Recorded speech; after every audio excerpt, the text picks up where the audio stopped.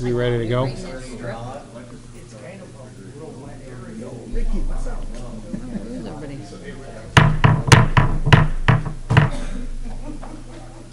Good evening, everybody. Call the Tuesday, May 28th, City Council Committee, the whole meeting to order. The clerk will call the roll. Borowitz. Brereton. Here. Crawford. Here. Frank. Freeman. McGee. Here. Porter. Here. Ratcliffe. Here.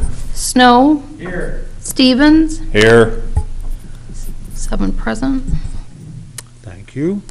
Under public comment this evening, we have none. Under public forum, we have none. So under reports, officers, boards, and special committees, under number 1, public safety unfinished business, there is none to discuss this evening. Under public safety new business, item A is a police item, Perryville Pet Hospital donation, and this is an FYI only. Chief? Thank you, Mr. Mayor. I just want to bring it to the attention of the council that Belvidere Police Department has been offered a donation opportunity by the Perryville Pet Hospital.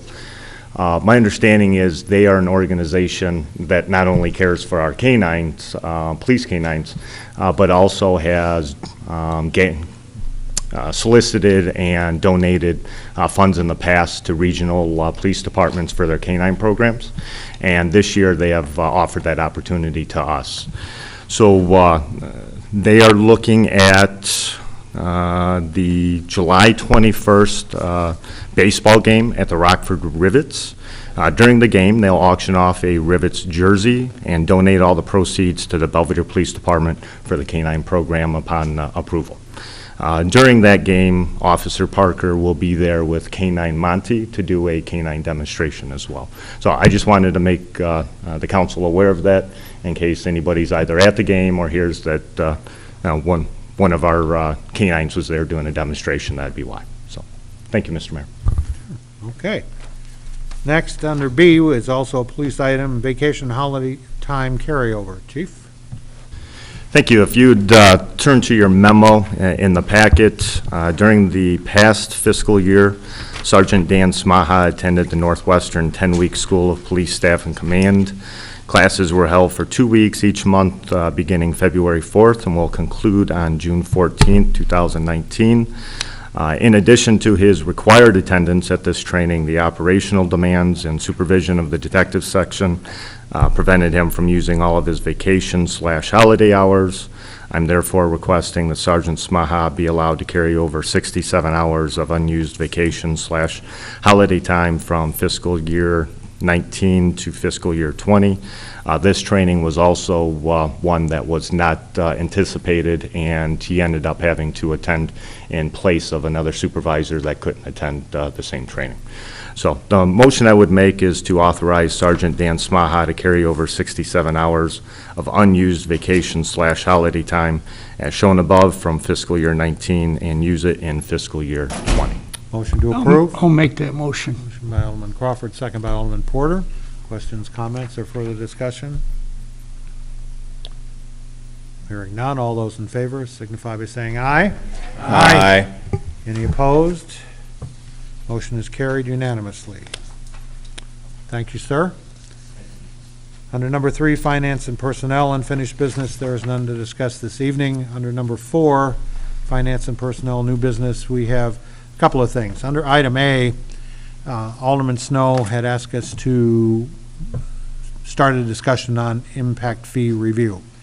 In our department head meeting this morning, we were discussing this, and we realized that there is probably a whole lot of confusion about what's an impact fee, what's a permit, what's an exaction fee. And so we think that perhaps it would be a good idea if we prepared materials to get to you for a meeting in the near future, so you have the materials and then we'll do a detailed presentation on what all those different things are. And so, because we haven't talked about any of these kinds of issues probably in 10 years. There haven't been any annexations or any real significant residential buildings, so I think it'd be a good idea to start off with everybody having a full understanding and an opportunity to view all of those materials before we have a detailed discussion. Does that resonate with everybody? Does that make sense? Okay, we will do that. Next up under B is the ADP payroll system. Becky and the clerk's office have been looking at several different options to do a different payroll system than we do now that's not so labor intensive. As you know, we have a limited staff, and those hours, that's a lot of hours. So after a considerable amount of review and looking at different systems, they have looked at the ADP system, and they feel that this is the best for our needs and our pocketbook. Becky, you want to further discuss that?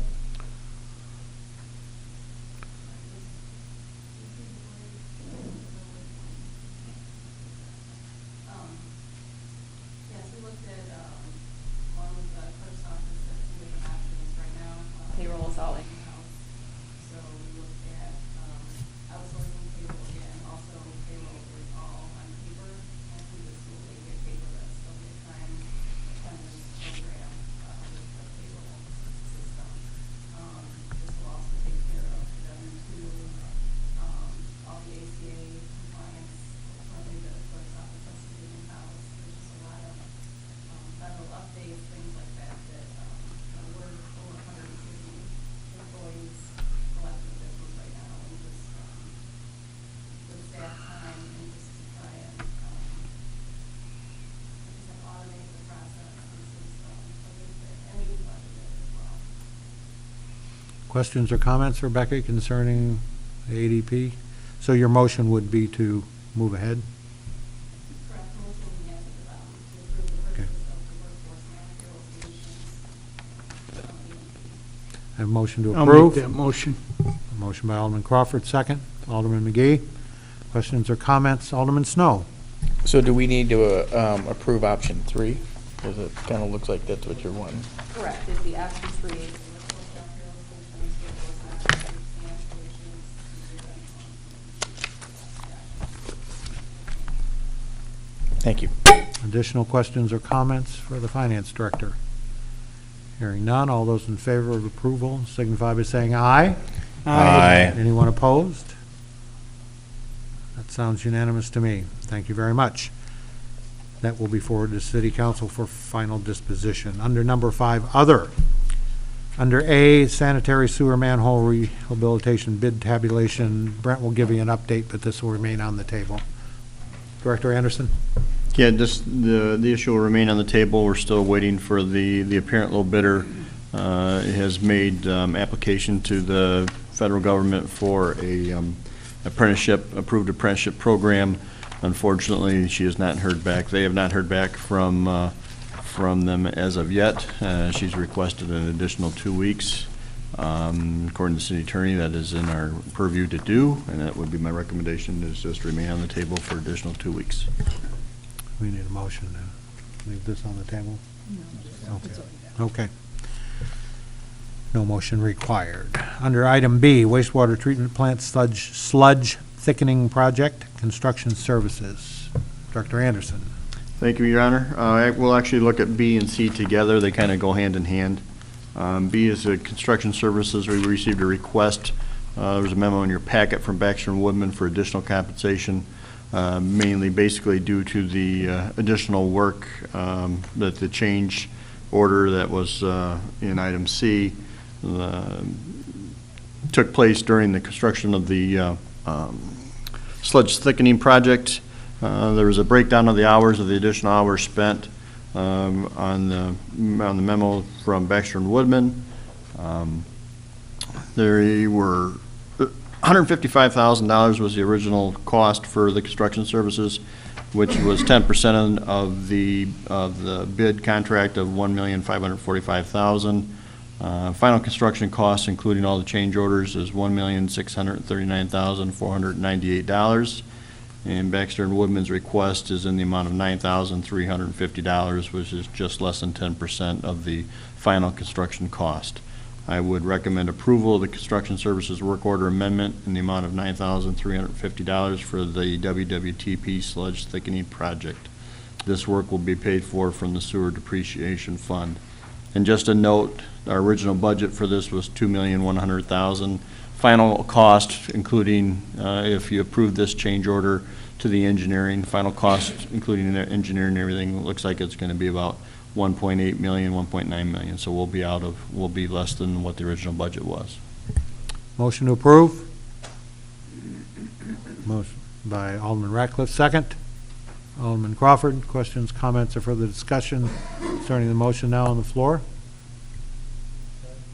Yes, Alderman Porter. Yeah, was these changes, was that something initiated by the city, or was it something that they overlooked and they decided they needed more time to look at something, or can you go into a little more detail? There was a breakdown, I believe, in the packet of what these change orders were. Most of the stuff that was unforeseen at the time that the design and the plans were done when we run into construction. You'll see, number one was just like they basically, when they did that building down there, they did it in sections. They did a half at a time so that we could always be kept in operation for the sludge thickening.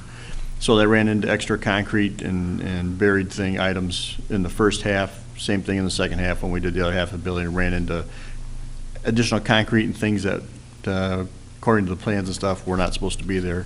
So they had to deal with that. So there was some revisions and things that had to be done for that additional removal and excavation and replacing piping and so forth. So that was in there. We had some issues for item number 5. Was the most expensive item on this change order, and that was for, we had some issues with sludge system pressures once the original work was done. So we had to go through and modify that and troubleshoot those issues, and ended up replacing the sludge pumps, isolation rings, pressure switches, and gauges to allow for greater increased pressure at system startup. That has since been resolved and is working properly at this point in time. Those were the two main items. So yes, there were things that were unforeseen at the time that design work was done. And the point you made was we still came in 100,000 plus under the budget totally? Well, it's within, like I said, the original engineering proposal for construction services on a percentage basis was about 10%. And when the final cost is coming in, it's going to be a little less than 10% of what that is. So it's in that range. Okay, so these are really, B and C are separate motions? There'll be two separate approvals. motions, but they are So connected. Any other comments or questions concerning the first item, the sludge thickening project construction services increase? Alderman Stevens. I see it's 67 hours to do all this. And like number 5, who designed the system that it didn't function properly? They did the design of the system originally, and based on, there were some modifications made to the gray water supply system. There was some modifications to the plumbing, existing drains and things that were replaced as well. That was in the original scope. And based on the systems that were delivered, there was issues with those pressures, and there was additional work required, again, to troubleshoot through the engineering firm and also through mechanical, through the city, through Centresis. There was actually 5 different individuals. I think what you're seeing here for the request for additional compensation, I think there's probably additional time that they did not bill for. In fact, I know there was additional time that they spent on resolving some of these issues as well. So was number 5 their fault in a poor design, or what? I don't think that number 5, I don't think it was a poor design. I think with the existing conditions and the things that were changed and the operation of the the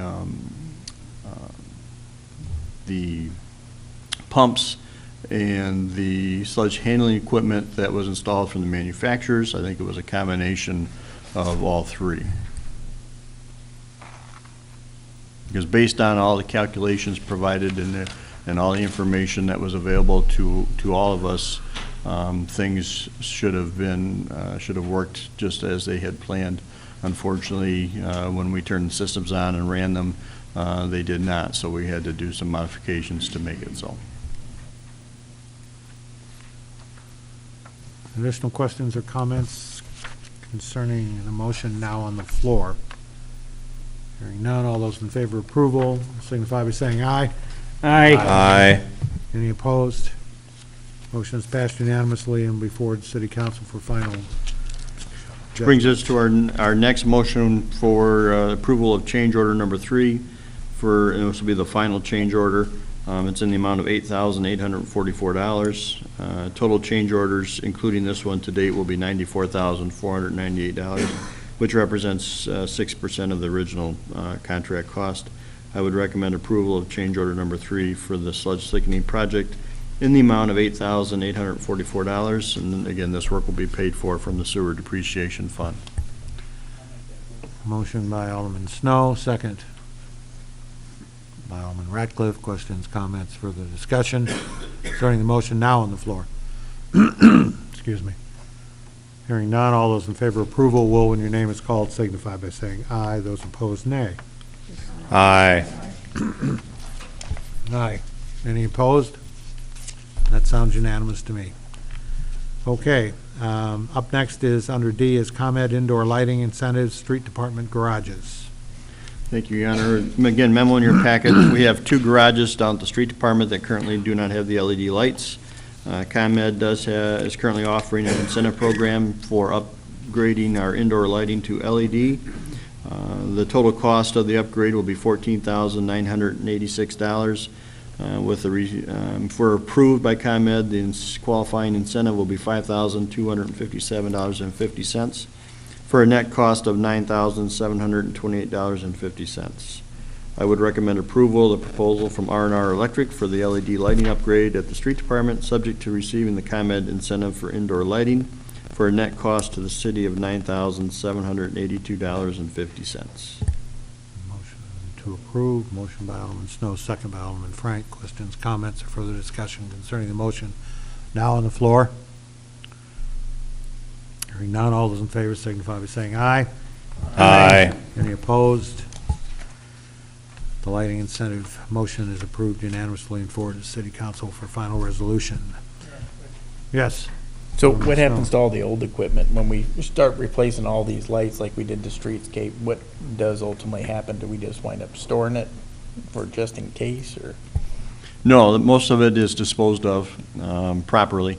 Actually, some of the lighting has been utilized. In fact, one of the street department garages, what we're actually replacing is old street lights that we've taken down, and that's what we were using in the garage. So when we do that, no, most of these old lights the high pressure sodiums that we have now, they will be disposed of properly.